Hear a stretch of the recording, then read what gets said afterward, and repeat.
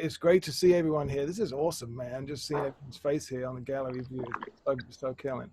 Um, so, so yeah, I mean, look, feel free just to literally unmute yourself and start talking. Like some of these questions, I think are definitely relevant. You'll see, like, if you have something to say, then jump in. Like one of them that I got here, I'm not sure if my man is here right now. I don't think he is. But he was asking me about like how important was it, like your instrument from 1 to 10. So that kind of thing for me also. People are getting dropped. Sorry, I'm just gonna. If you're not talking, 1 second, just mute yourself, and then if you want to jump in, just there you go. So and also that person had like an old horn, like an old Selma that was like 1940s 1950s model, and they love the sound of it, but yet like when they use their like newer Roth or something, they feel like it's easier to play. And this is, I mean, sometimes that doesn't go hand in hand. Actually, sometimes I kind of feel like the older horns are easier to get the sound that you're hearing, because like for me, it's like it has a certain ring to it. A lot of times, the newer horns, for start, they're made with just everything's changed. If you just deal with the actual metal itself, it's just what you can call brass. It can have a lot more stuff in it, so it can have basically crap in it, unfortunately, but a lot more tin, a lot more like certain things where it can be watered down. So it's not even the same quality, what you would say is regular brass, as what they did back in the day. Now that, that the laws change. Also, there's stuff like lead that was kind of in it, like minuscule things in some of the older horns, but it also gives it that weight and a certain kind of ring to it too. So obviously we don't want that, but we also it's the way that they made it as well is huge. So that's why a lot of times when you deal with the older horns, you see them on eBay, they're going like the old Kings, the old Barks, the old whatever it is, are going normally more expensive than the brand new ones, because the new ones, unfortunately, are kind of, a lot of them are getting like outsourced out of China, or a factory where they have machines that just string them around, and they kind of just build the bell by just like pulling it into a certain shape. But the old way of doing it was actually like hand hammering this metal and getting it into and it just has a completely different ring to it. It's just almost just like that old quality metal being hand hammered. And that's kind of why I got together with Mike Corrigan, because he still does that. If you go check out like BAC, he's still like there with a wooden hammer just banging stuff on with like flames around it. So it's kind of fun to watch. But also, I mean, I wanted to get like the best quality metal that we could get at this time, and also like the thicker metal. So a lot of times, he says you like the person said they like their sound on the older horn, and that's kind of, a lot of times that's how it is, because it has a certain ring to it. The quality of the metal is better, and it just resonates completely differently from like some of the newer horns. But some of the newer horns might have a nice specs where you feel like your upper register locks in, the tuning's better, it's maybe not as old, it's not banged out of shape like the slide or something like that. So there's things you got to think about. But for me, if I could get like this amazing high note on a new horn, but I couldn't do it on an older horn, but yet the sound is better on the older horn, I would still lean towards the older horn, because how many times are you going to play that note the whole day? But how many times are people going to hear your sound? Like, your sound is everything. So lean into, your priorities with that, even if, you're going to take a little bit of a hit here and there, and, but at the same time, I would say just go with, for me, I would go with the one that you feel like you sound better. One time with one student in here, he had a new King 3B, and actually, like, I have like one right here. I'm going to jump on my mic, but I have like an old King Silversonic 1958, which was my father's. And that's actually, it's interchangeable with the horn that I play, as far as it's the same clip, so we could play my slide on that and vice versa. So we recorded, and we went through things. He started with his brand new King, Silver Sonic, and it sounded good. I was like, man, this sounds good. I don't know if we're gonna actually, I don't know if we're gonna find this anything that sounds better than that. And then we switched my old Silver Sonic slide with his bell. We just kind of did one component at a time, and it sounded a bit better. We're like, damn, it's like, yeah, it has a little bit more weight to it. Then we did the old horn with the bell and the slide, and then it was like, okay, now it's like he played the same phrase at the same volume, and you could literally hear like stuff in my apartment like resonating, like it was going to fall off shelves and stuff. It was like completely different from the newer version of it. And so that stuff makes a difference. And then we put my slide on, which actually I gave him even fuller sound, but now that's gone from a nickel slide to a gold brass slide. And then he went straight to my horn, which is a completely different thing. Obviously, the silver is more of a bright, zingy kind of resonant sound, and this is a darker sound. But just to know, it's kind of it was a good experiment just to go from playing a brand new horn and then going back to like the older models and just seeing the difference between them, and there is a big difference. Um, so for me, with that question, I would just go to the older horn if you can get your hands on it. Normally, they just have something. They just have a feeling attached to them. They got like their own personality. Anyone want to just open up about like their horn or what they think, what the horn they're playing on that they really like, or certain I Can you Yeah, hear me? Well, I can hear you, Hugo. yeah, actually about 1928 Silver Tone King Oh, 2B, yeah, and it was a I bought it from Cleveland, so it was really a blind pick because I didn't even try the instrument, and it arrived and it felt very good. But now I feel like I'm having some trouble with. It's a 2B, so the song can no can't go any, I don't know, darker, even right. if I want to, and yeah, that's the thing while buying blindfolded instruments, I guess. Well, no, I No, mean, in a yes, different yes and no, thing. but I mean, like you said, it's a 2B. It's part of that size instrument that it has great qualities, and it also has the other side where if you're trying to get a darker sound, or at least like a warmer sound for you to be able to just get some air through it, or kind of that kind of fluffy Yeah, sound is harder to do on that. But maybe like projecting and cutting through and having more of the laser type sound, then abso- that could be for that. yeah. But So even the 2B, it actually has a huge capacity of taking air. Like I can't make the horn.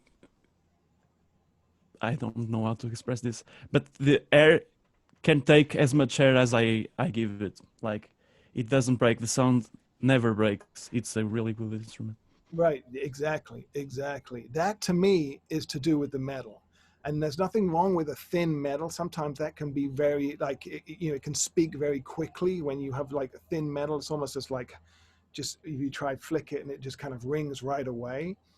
But the just a slightly thicker metal can do exactly what you're talking about, where it doesn't break. The thin metal sometimes when you like really give it one, the sound can start to it's hard to control. It can almost to start to just break up. Um, so that is something to think about, just the thickness of the actual metal. With there. But yeah, I mean that horn's a great horn. I mean, I would, if you're looking for slightly bigger, I would go for like look for the 3B, or something like that will. Some people think like if you have to play lead, you got to play on a 2B, or if you're playing high a lot. And I, No, I not don't at all. I don't really think like that. No, I mean I think that sometimes the larger horns can actually be more open in the upper register. You might have to work a little bit more over time. So I understand that, but you can still get actually bigger sound up there. So that means things to think about. I And totally agree with that. That like the bigger horns speak a little better. It takes like because I actually switched from a 48H, had like a nickel silver bell. It was great. Like those cons, like they play way bigger than what they are. But as soon as I switched to a 525 Yamaha, just something completely. It's there's like an iPhone recording of me doing a comparison and contrasting, Uh-huh. And it's like it's not like a great room to play in either, but like the resonance like picked up on the iPhone mic of like the 525, and it's a gold brass bell. It's the one I've been playing, and you know I've like played that horn next to like the brand new Courtois above Josh Landers's old shop, and my horn like kicks those horns butts. I don't know. Absolutely. It's like the gold brass. I find that to be like, at least for me, like the gold brass for me just seems to be like it's it. Like I can't like play anything else. That's kind of where I'm at right now with that as well. I'm leaning towards that. But I mean, it depends on the sound that you want. I mean, that's the thing, is like a lot of times, even when I'm playing like a silver bell, you kind of you work harder. You don't realize it, but you end up working harder for you to try and achieve the sound that you're hearing in your head, so you morph it into that. So as long as you have a concept of like, okay, maybe I'm hearing a darker sound, then when you get on something like gold brass or bronze, or have copper elements in the horn, it might actually make it easier on you, because you'll then hear what you're hearing in your head, and you're not overworking to try and get that sound. As a uh, silver trombone player, I can absolutely feel that. Like it really has a breaking point, the silver, that takes so much air. I don't know how to explain this, and I'm sorry for the English. Maybe it's confusing, but no, no, yeah, no. I find it really hard to play on silver. And then when I tried, do you know Niels Vogrum? Yeah. Yeah, I actually tried this horn. It's really big, but it's so much easier to play than this small horn because it's gold brass, I think.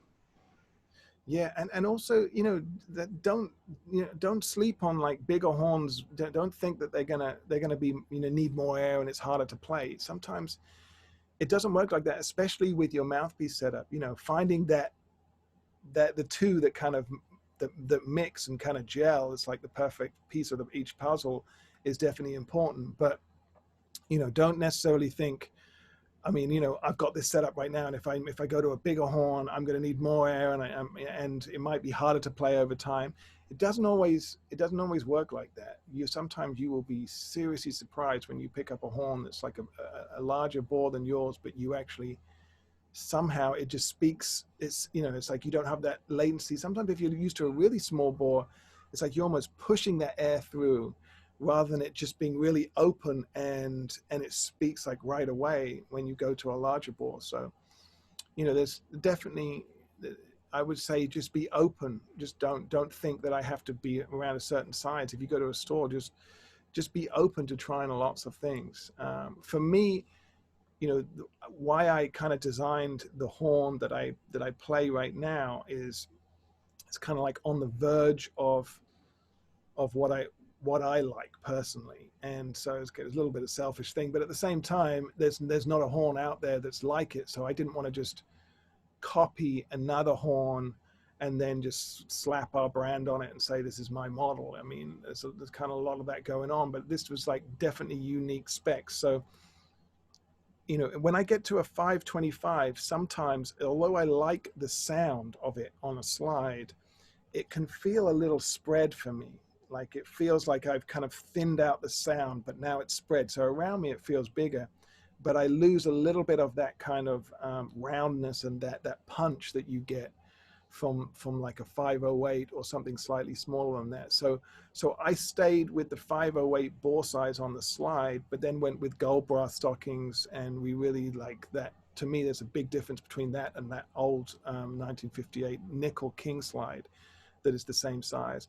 And then from the tuning slide part, we really opened up. So it gets bigger than a Bach 36 or 42 on the tuning slide. So that's where the hybrid kind of thing is supposed to feel like the 3B, but yet it feels more open and the sound is bigger and stuff like that. And it's kind of unique. You either like it or you don't, because it feels different from maybe like a regular horn that you've tried. It's not one size or the other. It's kind of somewhere in between. But that's something that just to think about, even if you're just dealing with maybe just a Bach or something of just or 525 or dual bore. It's just like, just see, sometimes don't be fooled right away. Sometimes you can think like the sound is I've got a bigger sound, but yet when it projects, it's projecting a certain way where it's kind of projecting outwards, and instead of like this, where you might not have a bigger sound. It's just kind of like the shape of the note has changed, and so around the horn feels different. I mean, anyway, that's kind of interesting stuff to me. But I know that we can, it can be a little bit boring getting in, talking about horn stuff all the time. Do we have like any other questions that people want to jump in with? Just ask me a question, or ask anyone in here. I mean, like anyone's quite open just to jump in and answer. I was just on the last topic. I was just gonna say, I went through that transition about 8 or 9 years ago. I was playing on a gold Yamaha 506 or whatever, it was a pea shooter. But it was a fairly newer model. And I mean, I liked it, but I was like, yeah, this isn't really what I'm going for. So I went to Dylan Music in Woodbridge, New Jersey, which I'm sure all of you know is the mecca of brass. It's, walls and walls of it. And I checked out a Wrath because I was looking for more of like an ooh quality. I was looking for like Curtis, Slide, Dave Gibson, Steve Davis sort of thing, right? So I tried out I jumped all the way up to a 547, and I bought it. And initially it was hard. I mean, I went too big, really. I went like with mouthpieces, I went all the way up to 1.5 G. Like I really wanted to go all the way there to Slide territory. Yeah, Slide Hampton. Yeah, I was gonna say you went there.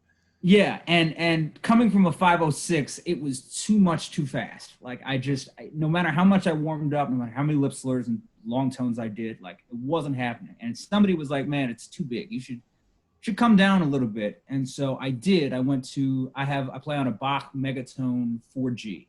So, and that just worked. And ever since then, I love my setup. I mean, the metal is paper thin. It's so thin, but it's so responsive too. Wrath is a really interesting horn. And I get that pop out of it. I get that resonance, and I get that the cup depth of my mouthpiece just makes everything sing. So I guess what I would say is, like, if you're thinking of jumping all the way up, like, maybe don't go too crazy in the beginning, but like it can work. And I guess I'm just happy. That's good, man. And like you said, like the mouthpiece can make a big difference, because if you're playing on a small mouthpiece, and then you're trying to get that sound like using just solely with the horn, that can sometimes be a little bit of an issue, where you can change the mouthpiece, and even with the same horn, you can get a good combination between the two. But that sometimes you can try a certain horn with a mouthpiece that you really like and you want to play, and it doesn't work that well, but then you just switch either way with a mouthpiece, and that can make a big difference on the horn too, and stuff can start to lock in. So you can also try and be open. I mean, I know that's hard for me. Like, it's like, once you get into a mouthpiece that you really like, you really don't want to switch. But sometimes, you can stay in that same field. Like if you're a Bach mouthpiece guy, you can stay within that same size of, like, maybe, okay, I'm going to go pull back from a 6.5 AL and go to a 6 3/4, which are a little bit more uncommon to find, but they're great size. That's in between a 7C and a 6.5. It's like somewhere in between there. And that mouthpiece, for me, I really like when I was playing Bach mouthpieces. So that's something that you can maybe be open to start saying in that family. It's not going to be too much of a change for the chops, but maybe you just made it a little bit not as deep, because those 6.5s are sometimes they're really deep for people, depending on your lips, embouchure setting, teeth, all that kind of stuff. Elliot, I have a question. How easy is it to try mouthpieces in the US? Like in Portugal, it's impossible. If I want to try something, I have to buy it. So I really find a hard time trying mouthpieces out. Man, that must be a challenge. I feel for you there. I would say, I don't know. Do they have some kind of brass convention like we have over here, where you can, a lot of people come together and you can kind of then be able to try everything? Or yes, I guess yes, but there are only classic trombones here in Portugal. We are like 15 jazz trombonists, so no one wants to take mouthpieces for 15 guys. It's like impossible. Got you. Okay. So yes, I found myself buying a Griego mouthpiece, a 5M, and it was way too big. And now I'm stuck with, an investment that didn't work out really. Got you. Yeah, Well, it's kinda- look, I mean, I can always send you recommendations based on like the mouthpiece that you like. If you tell me a mouthpiece that you like, I like this size. But then if you already know something's wrong with it, like if you already know, like, but it feels a bit, it's choking a bit, or it's, it's closed in the upper register, then I can maybe give you some recommendations of ones that are very similar cup size, but maybe their bore or back bore is bigger. Stuff like that. So, I mean, you feel free just to reach out and just ask me. This is the one I like. These ones I like these ones, but maybe this is wrong with it, or this I don't like about it. And do I have any recommendations? And I'll shoot you what I would kind of try and find. And then you can also just try and find a secondhand one where it doesn't hit you so hard, or even one. Some places, I mean, over here might even have like a trial thing where you could return it within like a week or something, where you could at least get to play a few notes on it. So I don't have much knowledge in that area, so I would appreciate that. absolutely. Thank you. Yeah, Eddie, just turn up a little bit right now, man. You hear me? Yeah, got you. Come on now. Is that better? Yeah. Shit. How about now? Yeah, even better. Okay. Yeah. I just recently changed from a 7C Bach. Mhm. It felt too small. And then I found the Doug Elliott. This guy Doug Elliott in the United States. I think he's in Virginia. And Yeah, he has. I don't know if you like. What do you think, Elliott, about his mouthpiece? But what I like about him is that you could change the cup, the rim, and the shank, and try different sizes. And I ended up with one that was a thick, bigger cup, with one that I would never find in the regular ones that you buy, because of the fact that you could change them. yeah. And that it's and if it doesn't work, it sends you the other set until you find what you're looking for, and that's very helpful, I think. And it felt and coincidentally I ended up with the rim that was at 6 3/4, Mhm. which is hard to find, because at 6.5 it was also felt good, but it was a little bit harder work, and this one was a little clearer. And I stay with that rim. So that rim would be the rim that I would use, and then change different chunks and cups, and I go back and forth almost to a point where everything's now, I like everything. So I don't know which one is the best, but it's very helpful to be able to change those things. That's a great point. Yeah, Doug actually used to be in New Jersey, and when he was there, he would he had a like stuff out of his garage and stuff. But I went there one time. He played one of my mouthpieces. He might have even done some work on something. I think his mouthpieces are great, and that option would be something that maybe Hugo could check out, as far as he might be able to send you something where he sends you 3 different rims, 3 different backboards, 3 different cups, and then you've obviously you're going to take one of them, but you have some options to kind of screw on some different things, and then like you pick the one that you like and send back the ones that you don't like. So that could be an option. His name is Doug Elliott, and it's spelled with 2 T's. Yeah, I will check it out. Yeah. For sure. Great. You have a message in the chat. Matt. Okay, yeah.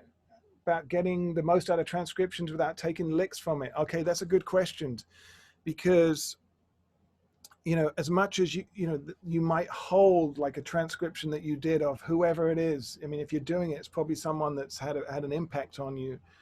But even though it's their language and maybe something that you really want to play, and you're attracted to it, and that's why you transcribed it. If you just copy that lick, and even if you play it in all 12 keys, you're just going to have that one lick, and that's it, and it's finished, it's done, and you can just going to try and plug and play and implement it when you can. So the way to try and get out of that is to understand like either the rhythmic concept that they're using or the harmony concept or both of them, and put them together and then work on that concept. And it could be a lot simpler than you actually think. That to begin with, you just looking at it as a phrase. This is a phrase, but play that phrase on the piano as a chord. Understand what's going on in the rhythm section, not necessarily in the real book of what the chord says. Like actually, what were they doing on the recording? Like maybe they shifted into somewhere else. Oh, it's really this sound, and the bass player's playing E flat, and then he's kind of playing like F sharp over E flat, and then he goes to G over A. You know, so try and simplify it and understand it and play it as a chord and look at visually what the notes are. Like just play the whole phrase down. And then just start to work on it. I mean, as far as just play that phrase. Just start to play the phrase and then expand upon it. And then just hear those notes in different order. And then once you've heard the sound, just start to play melodies around that sound. And it will start to become just a sound that you're hearing, like a major scale is a sound, like a triad is a sound. It will start to become its own sound. You start to hear melodies around it. And then you can, of course, you can start with his phrase and then kind of take it from there and just expand upon it. And instead of just feel like now I just have this one lick that I have to implement, now you've kind of worked on the concept of it and developing that concept. And it's a snowball thing. As you start to do that, it translates into the next thing, and you find out that this concept is very similar, but it's in a different key. And now I just have to just hear it in another key, and it will just you'll start to basically hear your own melodies, but around their concept. And you're taking a concept rather than just their lick or their language, or what I like to say is like their punchlines. It's just like, it doesn't really make sense if you just pull these punchlines all out and just kind of just put them together and say them, instead of understanding how that joke was set up and how it got to that point. And that's why it made me feel like that is like the whole progression of the solo, not just he played this phrase and that, it's just like it made me feel like that. There's a lot more to it normally with these masters, of the way they set it up and the way they get to that part. So that would be something that I would, it's nothing wrong with understanding the lick and taking the lick out of context, but don't just end there. Really try and develop it and hear it and understand it of how you're looking at it. Oh, it's just C major scale, really, but it's got like a couple of weird notes in. It's got A flat and it's got D flat in. So, okay, that's now you've kind of brought it around to how you're thinking about it, rather than just having these kind of notes that you've put together, but you're not really sure of what they all spell out. So I hope that answered that, Matt. Jack, solely transcribing by ear without even writing things down. I think that's great. I'm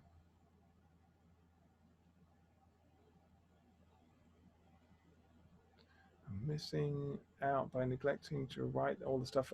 Okay, now, yeah, well, that's the problem with not writing it down, is like you can end up like either feeling like you want to go back and analyze it and look at it and the visual aspect of it, but if you're transcribing on your horn, then you pick up so much more than you do when you're writing. When you're writing stuff down, it's like you're getting the notes. And even if you put he scooped into this note and I put a little scoop there, but it's like you're kind of going more for the technical side of it rather than just the feeling and the way it's being played and the energy and the sound and the time that it's being played in. Sometimes, it is quarter notes, but he's really pulling back on them or pushing them, or, and you're just kind of writing them down as quarter notes. And then if you read it by yourself, you're not capturing that part of the time whatsoever. You're just looking at quarter notes. So definitely I would say transcribe off the horn. I mean, not writing down, like on the horn, of just trying to just keep repeating it and playing it back and trying to capture the nuances of it. But then afterwards, sit down and write it out by ear. Like once you've learned it and you've heard it, actually sit there and see if you can do it without the recording. So you have a reference. So you can come back to it another time and go, oh yeah, that one right there. Okay, now maybe you might even look at it with new ears and new eyes because you're hearing things differently and you see and hear things differently now. So yeah, I mean, I would write it down after the fact, but not necessarily to begin with, because if you start with that, then it becomes just something that you're reading. You get yourself through it and you kind of fool yourself that you've absorbed it, but you might not have really taken in the strongest part of it. So that would be my thing for that. Eric, you can talk to me, man. Composing before, now, and after. Yep, transition into each organically. Yeah, hope you're well, Eric, man. We got some great plays. I hope everyone. Hey, Eric, thank you, man. Good to see you. Brian in here. I mean, everyone in here. Man. E-Force! Yeah, Brian. What's up, bro? Brian, good to see you, man. If you haven't heard all these guys, Alton, Matt, Hugo, Evan, Eddie, Mark, Jack, Bruce, if you haven't heard everyone, I mean, it's worth to. I hope I didn't leave someone out right here, but just do a little social media search because we got some serious players here. So yeah, great people here. So Eric, so composing before, now, and after, and like what do you mean, like how I connected the things, or just the sections themselves? Yeah, it has a great through composed vibe, and the intro is very different than when Sophia comes in singing with the melody, and then you take a wonderful solo over part of the form, and then it goes to a different section where drums drop out and Sophia comes back in singing. And those different sections transition really nicely. And thanks, man. Thanks. I mean, yeah, it was kind of one of those ones where it started to take on its own shape. You know, sometimes you can have like an idea of what you want to compose, and then you try and keep it in this bubble of whatever it is, and it can hurt it sometimes, and sometimes it's cool because you maybe you've started hearing something but you want to keep it around that. But this kind of, I didn't allow myself to do that, and I kind of just let it go where it wanted to go, and I felt like it became a little bit more natural with that. But right, you know, I think the intro, I compose differently sometimes. Like I start with a melody and then I put chords underneath, and then sometimes I hear the chords and I'm trying to come up with a melody over top of it. And I think within the whole piece, it had like both of those. The intro, I think I heard the melody, and then just kind of reharmed that melody underneath of how I'm hearing it. So like, you know, Carlos bows it sometimes, and then he goes and plays the bass notes on the second time.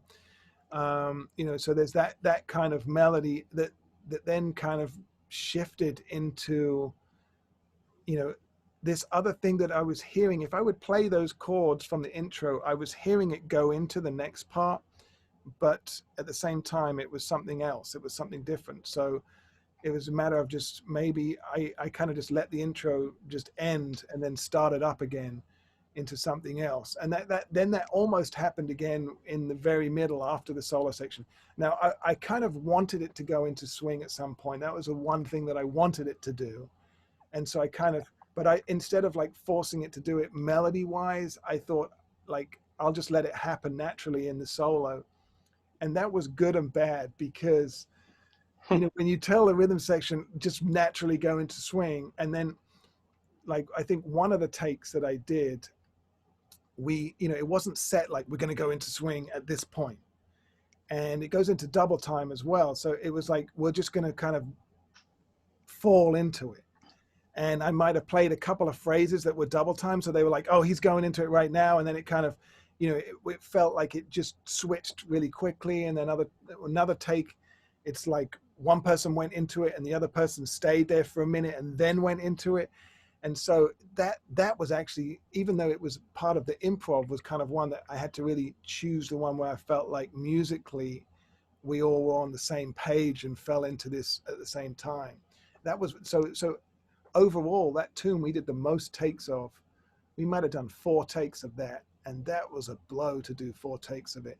And the first take, you know, always happens, I can tell it's the first take of me because my chops are fresh, like didn't split a note, you know, that kind of technical stuff was something where I was like, well, I know I like that solo because, I mean, it's very clear what I'm saying, but musically, even though my chops weren't as fresh on, like, I think I chose the last take, we all kind of fell in together, like musically it was on a higher level as a band, you know. So sometimes Nice. as a producer, you have to take the hit of like, you know, I know this is my album, but I would rather musically listen to this version, even if I feel like I'm a little bit under, you know, maybe another take that I did. But, you know, that's all stuff you have to deal with.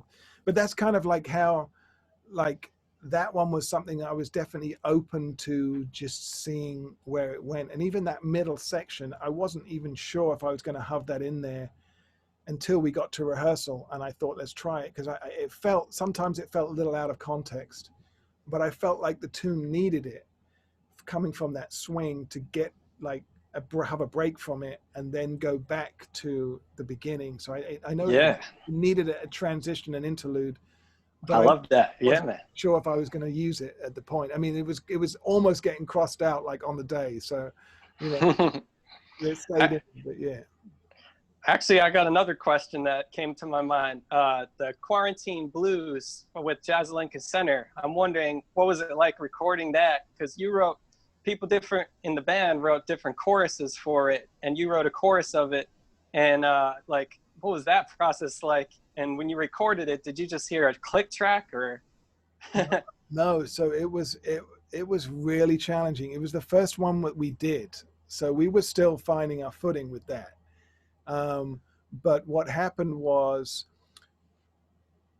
there was like a finale part that was being passed down through the band, and one person wrote a melody, and then once they finished it, they passed it on to someone else, and then they wrote a melody based on what was coming before, and then they wrote a melody, and then, you know, so that's kind of, it went through the whole band like that. And so you were supposed to, that's how it started. And then it was almost like the same thing happened with the arrangement, which was, and we only had maybe a day to 2 days to be able to do the arrangement before we were supposed to pass it on to the next person. And so you would hear what was like the chorus that was before you. Yeah.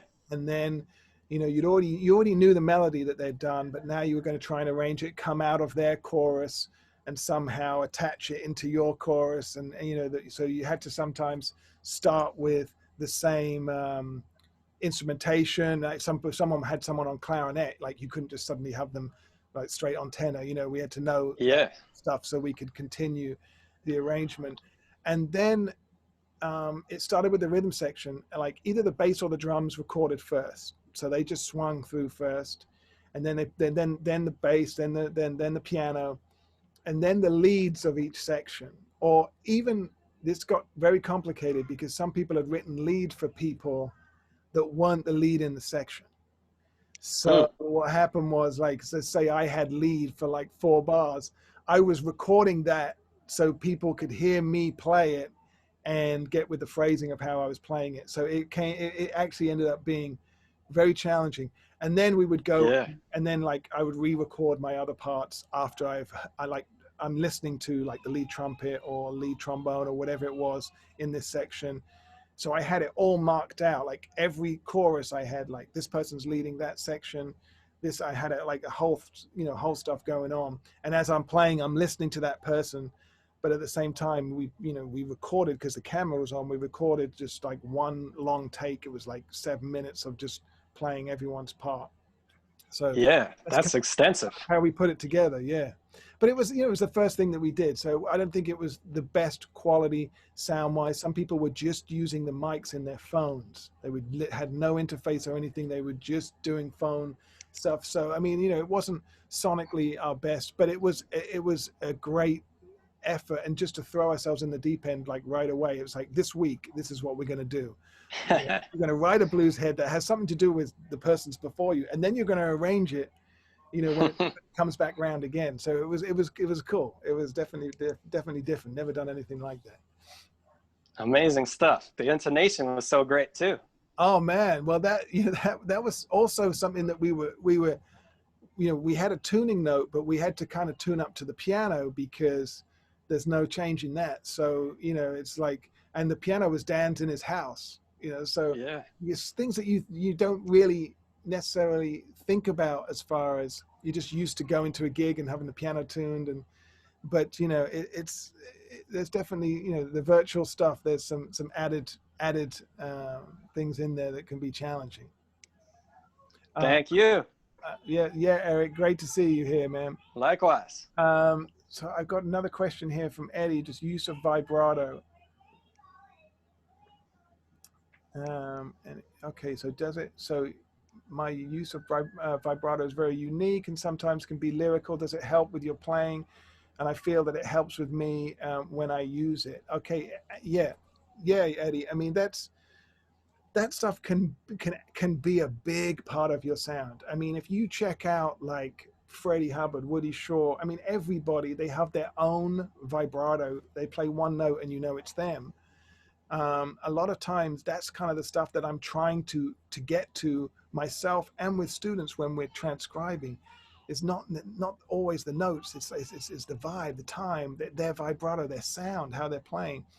If you were to emulate like Woody Shaw's vibrato, you would almost be doing a shake. Like sometimes it's so wide. You know, it's like that stuff. You wouldn't sit there and do it naturally and just say, this is my vibrato, I'm going to do that. But you know, over time that could become something where it becomes your sound. So I think practicing vibrato, practicing different kinds of vibrato, not just slide, but lip, and bending the note and making it small and fast and wide, you know, and slow and all that kind of stuff is, you know, and having that all within one phrase and the ability to use it and hear it, even though that, you know, there can be some, you know, some things that you just hear a certain way after you start doing them. So you can, someone can say, oh, that I hear that's so-and-so's vibrato. But I mean, you know, if I'm playing in a different style, I might use a completely different vibrato. And sometimes I feel like, you know, a modern vibrato I might be able to hear that over it, but sometimes I don't. So trying to have a diversity with this is just, it's almost like the way that you're saying it and the way that you kind of shape the note is like another way of doing that. And I think it's really important to work on and to take to the extremes. So when you come back, you can say, oh, this is too much, you know, but when you come back, pull it back and find where you think it's natural. These questions are great in here. I've got a couple that were written down prior. I mean, I don't know if let me just see. I know Evan's still here right now. He had a question about advice on fighting complacency, especially in the current situation when meaningful music performances are uncommon. So like as far as practicing and stuff like that. And that's like something that I think we all go through. I mean, especially when this first happened, it's like, okay, well now, you know, I don't have a gig for a few months. You can either kind of lean towards, well, maybe I'll just take some time off, or I'm not going to practice as hard as I have been because there's not this end goal that you're kind of working towards. Or you can create a goal, and that will help you. Like once you have these bigger goals, it will help you. I'm just going to mute my here, Eric. That will help you. Everything else fall in line, you know. So it's like that's what I try to do, is give myself something that whether it's learn a tune or I'm going to record this tune.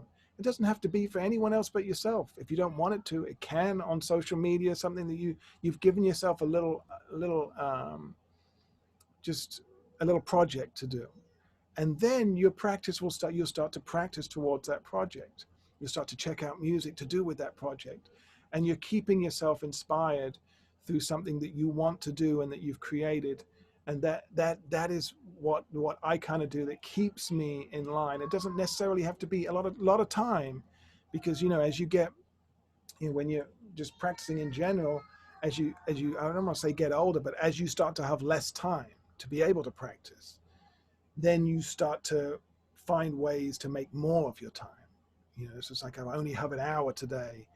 Now I'm going to make sure I get, you know, do 10 minutes warm up. I'm going to get into my maintenance category where I deal with stuff that I know I need to do just to stay on the same level. Then I'm going to get into stuff that I know I have to practice. And if I'm going to listen to see if how I'm sounding with that, if I don't like how I'm going to sound, I'm going to spend an extra 15 minutes.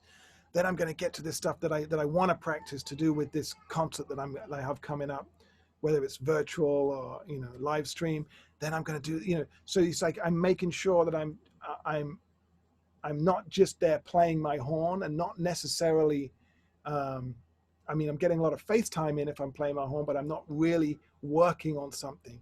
And so you break that time down and work on it specifically. And for me, that tends to that diverse practice of a mixture of stuff and stuff that I need to work on and stuff that I want to kind of keeps me motivated. And if I don't do that and lean to one or the other, then I start to get burnt out, whether I do just too much of just playing fun stuff or too much work. So try and keep it diverse with that. Elliot, I'm sorry. Yeah. Do you ever, did you ever made any type of physical schedule for yourself to keep focused? Yeah, absolutely. I write stuff down. A lot of times, you know, it's like, once again, it's like this, I want to be able to do this by this date. You know, it could be anything. It could be play at a certain speed. It could be play this melody, or learn a tune.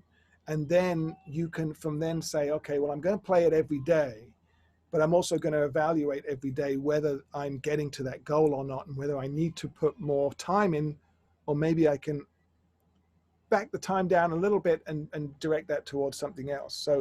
So writing a schedule down is great. And it does depend on if your personality, whether you work with that or not. Some people don't, you know, it's very individual, but you got to find out what works for you. Is writing it down and being very systematical, does that get you better results? Or do you feel like it ends up, you know, you end up just getting burned out from it because you're on like a schedule. You feel like you just it's like a job when you see the horn. So you know, really just find what works for you. But for me, you know, writing stuff down, it's already, there's just that process. It's like already like you've got stuff off your mind, and it's kind of like less stressful and anxiety because it's right there in front of you. So sometimes that can help a lot. Yeah. You know, I was gonna do an hour, and we got probably like 5 minutes left. I just want to see if there was a couple of other things. We kind of touched on similar questions right there. So if anyone has any other, I think my chat right then wouldn't post because I had links in it. Is that something that I'm just gonna do this and see if we take the links out and see if that, let's see, like now it would do it. Let me try one time. Maybe because I have a link in there, it's not posting it. That's very strange. I've never heard of that. Let me try and do, this was Evan's recording. I'm going to try and post that in there right now. It's not doing Elliot, it.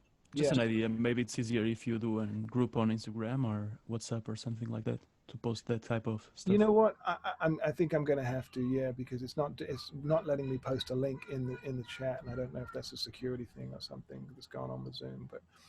But anyway, I mean, and this goes for everyone in here. I mean, if you have something that you want me to check out, just personally, just send it to me, and I'm going to check it out, and I can give you some things that I'm hearing if you want me to.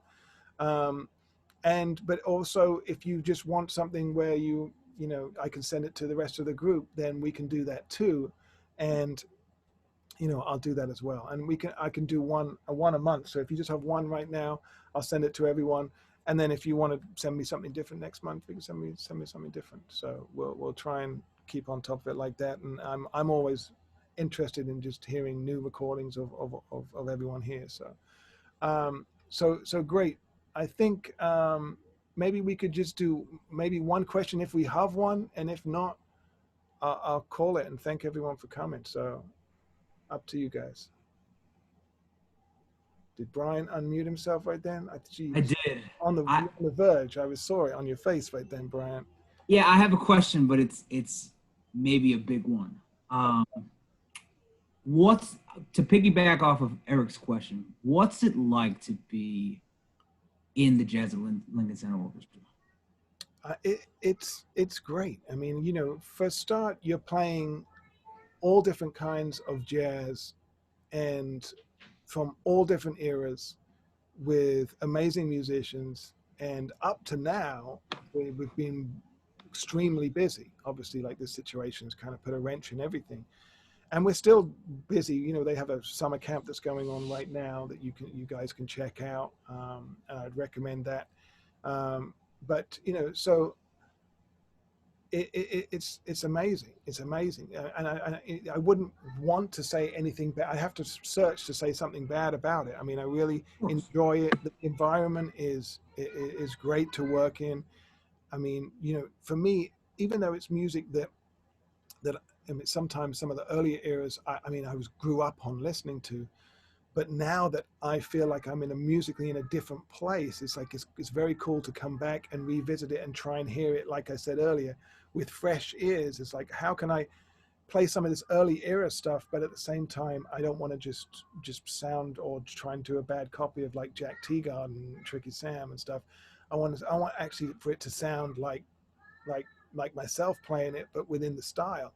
So that is very hip to kind of like play within these eras, but really try and stay true to yourself at the same time. And it's constant. You know, that's a constant. I'm always working on that stuff of just hearing it and kind of figuring out if I feel like it fits or not, but without kind of not hearing what I'm hearing. So that side of things is great. You know, what I would say is we normally go on the road a lot, like 4 to 5 months a year. And when you have a family, that is a long time. So that side of things, it's part of it. It's what it is. I mean, it's amazing. I love being there playing every night on the road, but it's the challenge. Just the road in general, even for a week, can be enough for me.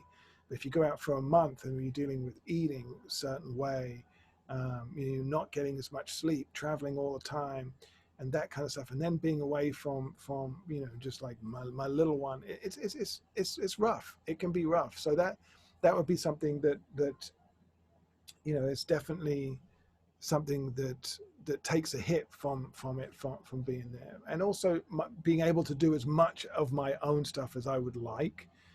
But that, you know, but that's when you're working with anything as intense as the schedule is, you're always going to have that. So you know, I'm trying just to fit it in when I can, and stuff like this I probably wouldn't have started if there wasn't like the pandemic. I wouldn't have had time to. So I mean, it's great for me that you know, that I'm at least getting time to do some of the things that I've wanted to do but haven't had the time to do. And then, I mean, but of course we're all missing, just all of us are just missing playing live and hearing everyone's sound. And I mean, it's just like, I can't wait to hear a live gig, like in person. That's going to be like amazing. It's something that we take for granted. It's like, that's part of my daily life. I mean, I get to play in a band and rehearse like almost every day, and then hear gigs like, you know, in the evening. I mean, when you take that away, it's like, you know, you don't realize how important that is in your life until that happens. So yeah, I mean, I really love the band, and pleasure to be a part of it, and you know, I hope that it continues through this. You know, I think in the long run it will, but it's a tough time for everyone, just trying to get through this time, you know. But look, I'm going to thank everyone for coming out. It's great to see you all. Thanks, Bruce, Eric, Evan, Brian, Alton, Hugo, Jack, Mark, Matt. So good. Awesome to see you all. Awesome to connect and talk. I'm going to post this on the Patreon as well. So, you know, if you missed anything, internet was cutting out or something, then you can revisit it there and check out some of the stuff that maybe you missed. But once again, thanks for everyone for being a part of this. This is great. I hope to continue this and do something. I would be doing something similar to this next month as well. So you can bring some different questions and we'll talk about whatever you guys want to talk about. And please, stay in contact, and feel free just to shoot me a message if you have any ideas or anything, or like I said, a link if you plan. This is the place for me to check it out. So anyway, great to see you all. Thank everyone for spending some time this weekend, and hopefully do it again soon. All right, guys.